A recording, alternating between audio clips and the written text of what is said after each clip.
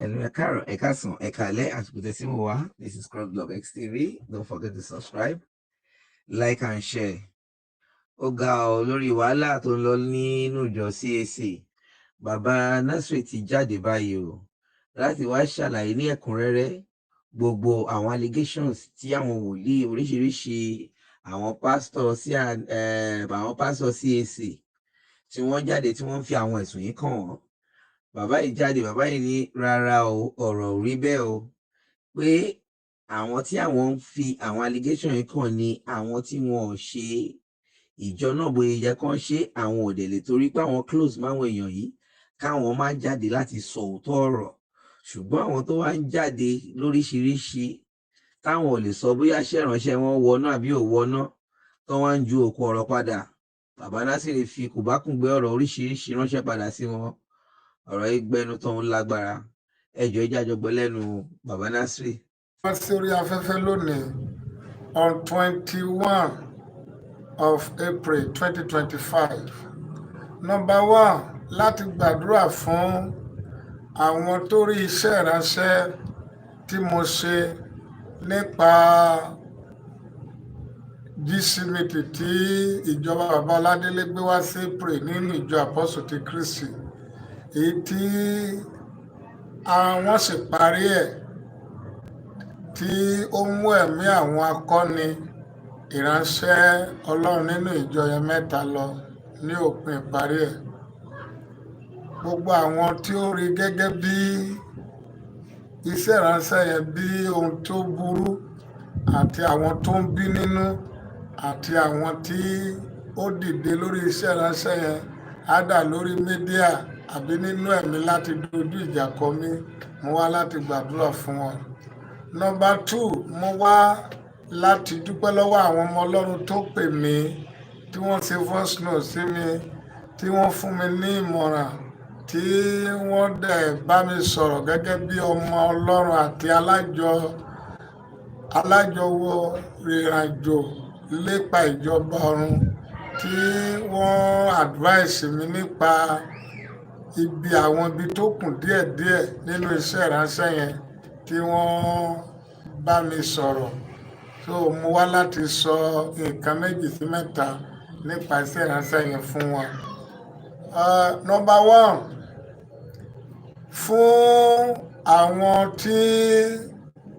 ó ṣe program nípa iṣẹ́ ìránṣẹ́ yẹn láti condemn mi, láti bá mi jà,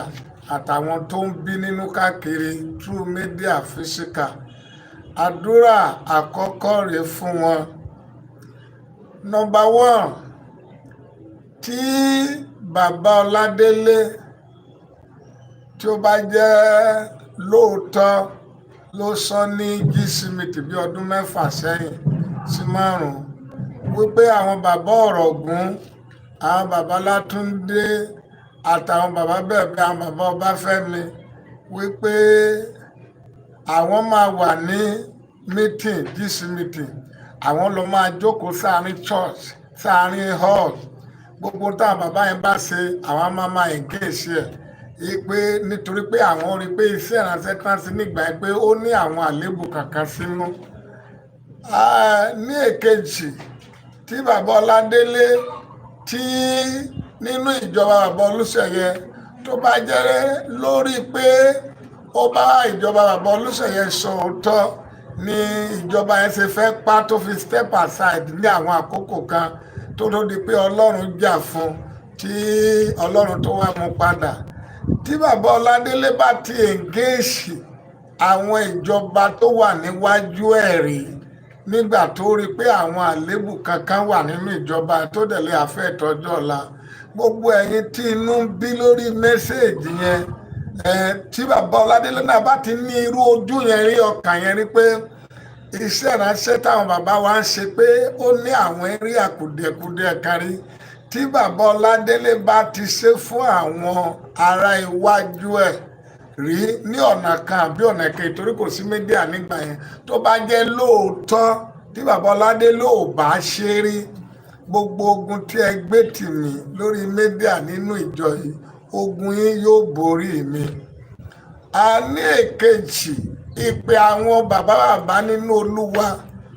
ní ìjọ yìí lórúkọ Jésù yóò ṣèdájọ́ mi. Ní ẹ̀kẹta, lórúkọ Olúwa Ọlọ́run àwọn ọmọ ogun, ẹ̀sìn tí ẹ sọ yẹn lágbára ẹni tó ní ayé àtọ̀run, tí bàbá Ọládélé ò bá ti criticize àwọn olórí ẹ̀rí o tí tó fi dé ipò yẹn, tí ò criticize àwọn olórí ẹ̀rí, ẹ̀sìn tí ẹ sọ yẹn mo máa ṣe lórúkọ Bàbá tọmọ tí ẹ̀mí mímọ́. Ẹ fẹ́ ẹ̀kọ́ ni. Àní ẹ̀kẹrin, lágbára ẹni tó ní ayé àti ọ̀run, lórúkọ Olúwa Ọlọ́run àwọn ọmọ ogun, tó bá jẹ́ wípé ènìyàn ló gbé mi dìde fún ìjọ Àpọ́sù ti Kristi, ogun gbogbo tó bá dìde sí mi yóò borí mi. Ṣùgbọ́n ẹ wá gbọ́ o, gbogbo yín pátá, bí bàbá Ọládélé bá criticize àwọn aṣáájú rẹ̀ rèé, ẹ gbọ́ o, bí ẹ bá wọnú ogun láàárọ̀, ìran yín mẹ́rin, bó bá wọnú ogun láàárọ̀, ní ọ̀sán tó bá bọ́ ní àárọ̀, ní ọ̀sán máa wọ̀ mí, tó bá bọ́ ní tọ̀sán yóò wọ̀ ti alẹ́. Ìran yín mẹ́rin tí iṣẹ́ ìránṣẹ́ yẹn bínú nínú ìjọ Àpọ́sù ti Kristi, tí bàbá Ọládélé bá ti rí àwọn àléébù iṣẹ́ ìránṣẹ́ àwọn aṣáájú rẹ̀ rí, tí ó dẹ̀ gbé àwọn ìgbésẹ̀ kan láti criticize wọn, lórúkọ ẹni tó àdàbí òtó ò bá sọ́lọ́ nínú ìjọ Àpọ́sù ti Kristi mọ́, àdàbí bí májẹ̀mú ò bá sí nínú ìjọ yẹn, àdàbí tí bàbá Ọládélé ò bá criticize àwọn aṣáájú rẹ̀ rí nínú ìjọ. Tó bá ṣe bẹ́ẹ̀, gbogbo ẹ̀yin tí inú ń bí lórí iṣẹ́ ìránṣẹ́ yẹn, bí ẹ bá fẹ́ bí ẹ kọ̀, ìran yín mẹ́rin májẹ̀mú ìjọ Àpọ́sù ti Kristi yóò máa bá yín jà. Bí ẹ jí láàárọ̀, ẹ jírí ìdájọ́. Bí ẹ sùn pẹ̀lú ìdájọ́. Ẹ̀san adẹ̀kẹ́ lórí yín lórúkọ ti Bàbá tọmọ tẹ̀mí mọ́. Àdúrà àkọ́kọ́ fún ẹ̀yin tí ẹ rí iṣẹ́ ìránṣẹ́ yẹn pé mo fi ṣẹ̀yìn nìyẹn. Èkejì, mo rántí ọ̀pọ̀lọpọ̀ ìgbà ní fún ti bàbá mi Wòlíì Ezekiah Olúbóyè, tí gbogbo CAC máa ṣe program tó máa lọ, tá a máa ṣe program ní odò wa, kódà wọn tó fi sí bàbá Ezekiah sínú program. Ní ìkejì náà, ọ̀pọ̀ ìgbà ni àwọn bàbá wọn á rán bàbá Òbíwálé kó lọ bá bàbá Ezekiah ká lọ dá dúró lérí o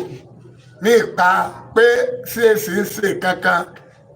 Ní àìpẹ́ yìí ní Èrìò, gbogbo aláwọ̀ à ń bẹ̀, bàbá Ezekiah sọ ní pé nígbà tó di general evangelist, ó sọ publicly pé òun fẹ́ ṣe àwọn àtúnṣe kan nínú ìjọ Àpọ́sù ti Kristi, pé òun lọ bá bàbá Abíára, pé bàbá Abíára ò fún un láàyè, òun dẹ̀ padà yìí pé ní ìsìn báyìí ọwọ́ òun ti bá àtúnṣe yẹn. That is, àti gbogbo ìgbà yẹn ìjọba tí bàbá Abíára ṣe àti táwọn bàbá wa ṣe kò fara mọ́ gbogbo tí ìjọba sí gbogbo táwọn bàbá wa ṣe nínú sí èsìgbà yẹn. Bàbá Ezekiah ò fara mọ́ nítorí pé ó rí àwọn àléébù kankan tí òun gangan náà criticize ń dà rẹ lè lọ́nà kan tí ò fi fara mọ́. Tí bàbá Ezekiah bá ṣe bẹ́ẹ̀ tí ò bá ṣe bẹ́ẹ̀, ogun tí gbogbo yín gbé tì mí lákòókò yìí, tèmi náà rí àwọn kùdìẹ̀kudiẹ kan nínú ìjọba wọn, ogun tẹ́ gbé tì mí, ẹ borí mi o. Lágbára ilẹ̀ àti ọ̀run, bó bá jẹ́ bàbá Ezekiah ò ṣe bẹ́ẹ̀ fún bàbá Abíára rí, ẹ borí mi o. Lórúkọ Olúwa Ọlọ́run àwọn ọmọ ogun, bí ìjọ CAC bọ́lọ́run bá ṣe wà ń bẹ́ẹ̀, tí bàbá Ezekiah bá ti ṣe bẹ́ẹ̀, gbogbo ogun tẹ́ bá gbé láyé ẹ borí. Ṣùgbọ́n tí bàbá Ezekiah bá gbé torí pé àwọn bàbá Abíára ṣe àwọn ọ̀kan ìjọba kan tí òun gangan ò fara mọ́, tó criticize ẹ̀ ní one way and other, tó bá criticize ẹ̀ láyé ní ọ̀nà kan, tó dẹ̀ gbé àwọn ìgbésẹ̀ tó jẹ́ pé tí a bá ń ṣe program ní kejì tá a bá gbé bàbá Ezekiah kò ní wá, a máa ṣe tẹ̀ ní máyà, a máa ṣe tẹ̀ lérí o. Tó bá jẹ́ lóòótọ́ ni bàbá Ezekiah ṣe, gbogbo ẹ̀ tẹ́ jáde lórí mídíà àti nínú ẹ̀mí tí ẹ̀ ń bá mi jà, tí ẹ̀ lérí mi tẹ́lẹ̀ fẹ́ pa mí, ẹ̀ ní mú jẹ o. àdàbí tí Ọlọ́run ò bá sí nínú ìjọ Apostle ti Kristi mọ́. Mo dẹ̀ bẹ̀ gbogbo àwọn ọmọ Ọlọ́run, ẹ bá mi táàgì àwọn tó ń bínú yìí pàápàá. Bí Èsíkáyà bá ti ṣe bẹ́ẹ̀, ẹ bọ́ o. Gbogbo ègún tó wà nínú Bíbélì kò ní wá sórí yín o. But tí Èsíkáyà bá ṣe bẹ́ẹ̀, ẹ ti wọ̀ o. Láyé yìí àti lọ́run, májẹ̀mú ìjọ Apostle ti Kristi yóò bá yín jà, yóò tún bá ìran yín mẹ́rin jà. Ìyẹn àdúrà ni mo gbà fún àwọn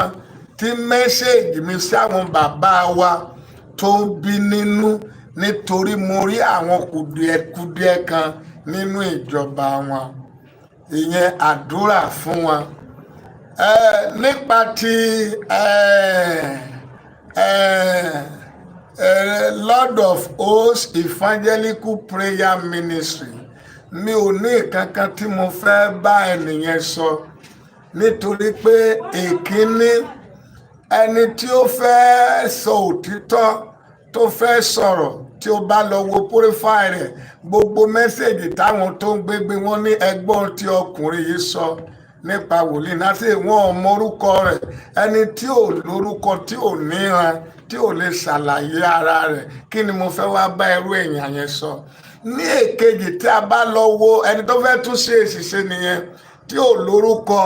kí ni mo fẹ́ bá irú èèyàn bẹ́ẹ̀ ṣe sọ? Nọ́mbà 2, tí ẹ bá lọ wo lógo rẹ̀ àti ṣọ́ọ̀ṣì ẹ̀, mínísírì ló ní. Gbogbo ọmọ ìjọ Apostle ti Kristi, ṣé mínísírì wà nínú ìjọ Apostle ti Kristi? Àwọn ọmọ àlè àtọmọ ọ̀run àpáẹ̀dì ló ní mínísírì nínú ìjọ Apostle ti Kristi. Ìjọ Apostle ti Kristi a kì í ní mínísírì. A ní mínísírì. Ìjọ ní Ọlọ́run fún àwọn bàbá wa, sí èsì Òkayọ̀, sí èsì Òkèṣẹ́gun, sí èsì Àjíǹde, sí èsì ibi gíga ní tiwa, a ṣe mínísírì. So tó bá máa bá mi sọ, tí mo bá máa dá lóhùn, gbọ́dọ̀ jẹ́ ọmọ ìjọ Apostle ti Kristi gangan. Èkẹta, tó ní assembly ní ṣọ́ọ̀ṣì, tó dẹ̀ ní district, tó ní DCC àbí zone àbí region, àbí tó wà ní regional, irú ẹni bẹ́ẹ̀ mo lè bá sọ̀rọ̀. And finally, mi ò lè bá olùdásílẹ̀ sọ̀rọ̀, torí pé àwọn olùdásílẹ̀ àti ministry àti àwọn tí ó jẹ́ pé wọ́n gbé ìgbésẹ̀ pé àwọn fẹ́ gbàgbára lọ́wọ́ àwọn àgbà, àwọn ló dá ogun CAC sílẹ̀. Kí ni mo fẹ́ wá bá ẹni tó wá fi CAC jẹun? Kí ni mo fẹ́ wá bá sọ? Àwọn tó jẹ́ pé wọ́n wá bàbá Èsíkáyà kó lè fún wọn ní ipò, kó lè fún wọn ká lè rówó jẹ, tá bá ti tó dòkè tán nìsín, àwọn náà ni yóò tún sọ pé bàbá Èsíkáyà ń gbọ́wọ́ lé wọn lórí, pé orí wọn jìn sísàlẹ̀. So I don't have anything to say with a lunatic, bastard and irresponsible person which can never be explained his name, where he come from, his region, his district, and etc. Well, I'm going to answer a foolish and a bastard, an illegitimate child in the Christ Apostolic Church. I can never. And tẹ́ bá dẹ̀ wo profile rẹ̀, gbogbo tí ń ṣe ni pé, bíi pé gbogbo fídíò tí ó lòdù táwọn máa fi hàn mí, bíi pé fídíò kó rí Portable ká sọ̀rọ̀ sí, kó lọ sọ̀rọ̀ níbẹ̀, kó rí ti bàbá Tibetan kó fi sọ̀rọ̀ láti fi wá viewer, láti fi wá owó orí media. Kí ni mo fẹ́ dá wèrè lóhùn fún? Kí mo fẹ́ dá ọmọ ọ̀run àpáìdì lóhùn fún? Òun wá owó orí media ni, ó dẹ̀ wá kí bàbá Èsíkáyà fà mára bóyá òun máa rú nǹkan jẹ. Òun wá oúnjẹ ni, èmi wá ìjọba ọ̀run ni. So mo lè sọ ní tó bá jẹ́ lóòótọ́ ọmọ CAC ni, ẹ jẹ́ kó jáde wá, kó ṣàlàyé dísítì tó ń wà, DCC tó ń wà, region tó wà, ibi tó ń dá owó seed of blessing ẹ̀ sí, ibi tó ń dá level oṣooṣù ẹ̀ sí, kó ṣàlàyé ẹ̀. Irú ibi tó là kọjá nínú ìjọ, kó wá kó ṣàlàyé ẹ̀ fún gbogbo àwọn ọmọ ìjọ Apostle ti Kristi, then màá lè bá sọ̀rọ̀. ẹni tí ò ní gbogbo wọ̀nyẹn kí ni mo fẹ́ wá bá sọ ní oṣù yìí mo ti san level mi sí ìjọ Apostle ti Kristi mi ò jẹ gbèsè level ọ̀gá mẹ́rin mo la ọ̀dọ̀ ẹ̀ kọjá láyé nínú ìjọ Apostle ti Kristi bàbá Adélékè CAC Oríbíkọ̀yà l'Ákúrẹ́ bàbá bá a ṣayé ní CAC Mercyland ní Ìlọrin bàbá Sábìtù CAC Òkèbùkún ní Àjà bàbá mi Adélakùn Ayẹwà CAC Mercy and Unity Zone ní ọ̀nà Akínyẹlé Region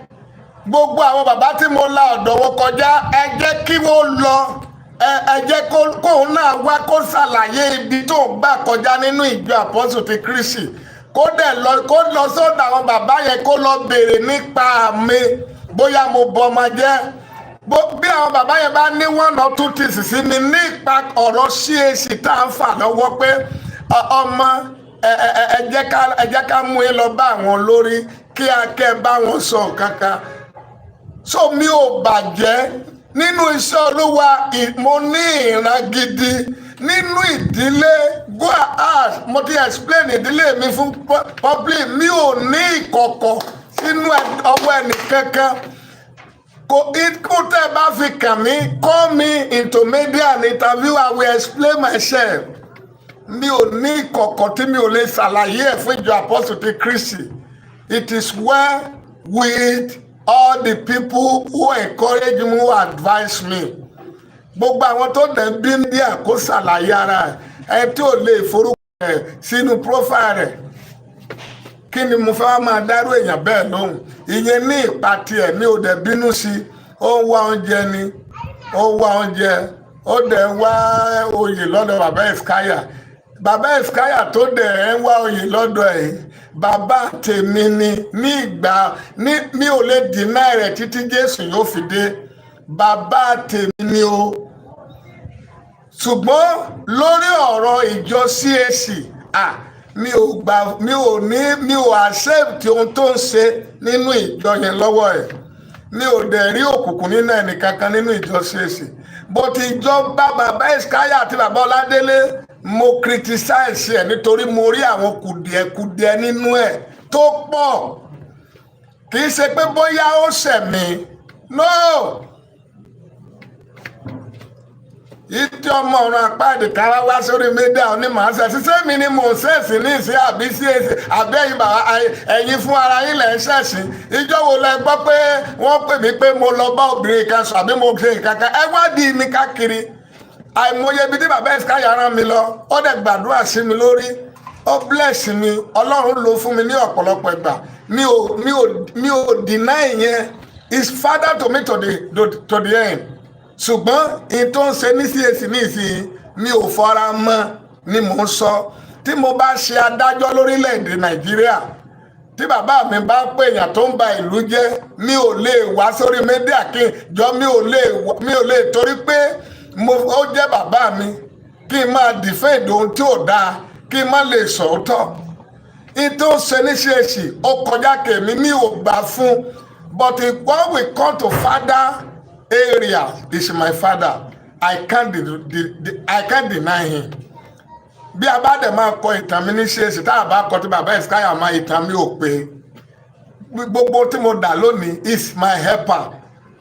ṣùgbọ́n ọ̀rọ̀ church ọ̀rọ̀ ìjọ là ń sọ yìí àtọjọ́ ọ̀la kò lè máa bàjọ́ jẹ́ kí n wá sọ pé toró jẹ́ bàbá mi kí n máa gbé lẹ́yìn mí ní ìgbé lẹ́yìn bó tó bí gbogbo yín kóra jọ láyé I will disagree with you people unless àwọn tẹ́ ẹ̀ ń jà fún ìtàn àbá ti disagree pẹ̀lú àwọn aṣáájú wọn ìyẹn nípa ti wèrè ọmọ ọ̀run àpáẹ̀dì tí tó ń wá owó orí mídíà gbogbo fídíò tó upload sínú ní ẹ lọ wò ń bẹ̀ àwọn fídíò ayé kó máa mú ọ̀rọ̀ bàbá àṣùwé kó mọ̀ ọ̀rọ̀ ilé kó mọ̀ ọ̀rọ̀ ilé kó máa fi wá àwọn fọ́lúwà ẹni tó lóun ọmọ ìjọ Apostle ti Kristi tó dẹ̀ kọ́ mínísírì síbẹ̀ tó gbọ́ bí tí CAC ti ní mínísírì ni àwọn bàbá tó fẹ́ ṣe rere ṣùgbọ́n táwọn ọmọ ọ̀rọ̀ àpá ẹ̀dì wọn yóò jẹ́ kí wọ́n rọ́wọ́ yọ ìyẹn nípa ti àwọn tó jẹ́ pé inú bí lórí òdodo ọ̀rọ̀ tiwọn nìyẹn. Thank you, God bless you. Eléyìí mo fẹ́ kọ́kọ́ dúpẹ́ lọ́wọ́ àwọn ọmọ Ọlọ́run tí wọ́n pè mí tí wọ́n advice mi through voice note.